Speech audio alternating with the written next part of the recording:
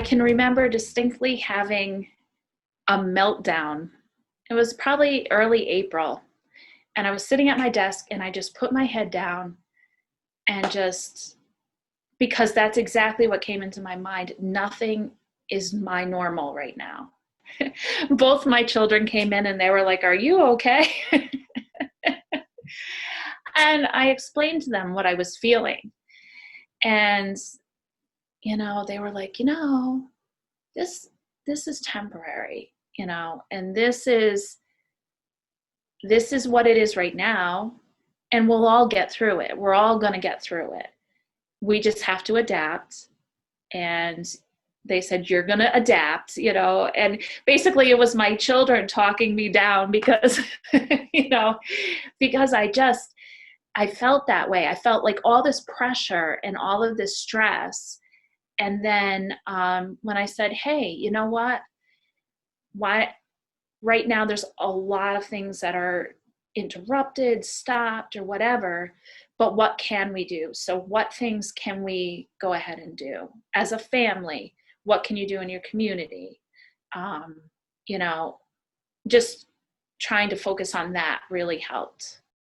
I'm looking at what these kids had to go through and wondering, did they receive the education that they needed to have to make that big step into going into college? Are they going to be prepared? And are they going to be prepared for a world differently than COVID, if that makes sense? Because they're living in this, they've kind of adapted to this alternative kind of lifestyle. But when we go back to that, are they going to have the tools that that you tend to learn when you're in high school about, how to socialize, how to do all of these things? That are they going to have those tools when we come out on the other side of this? One of the really cool things is that it kind of has forced Katie and I to do more things together. Cooking, doing things, that maybe, we would do separately before, we're doing together. And at this stage in her life, as you know, as you get older, you kind of want to distance yourself from your parents, but she couldn't, so the poor thing had to, put up with that. But then, we had a lot of, we have lots of laughs about things and, doing things together. And maybe I feel a little more in touch with what she's doing and what my son, even better, my 22-year-old son, I kind of got to know a little bit more maybe about him, as he's, not that I didn't know him before, but, just kind of getting because he wasn't leaving, so we would talk about things and stuff like that more so than we would in a normal situation. I'm hoping that there will be more care and concern for other people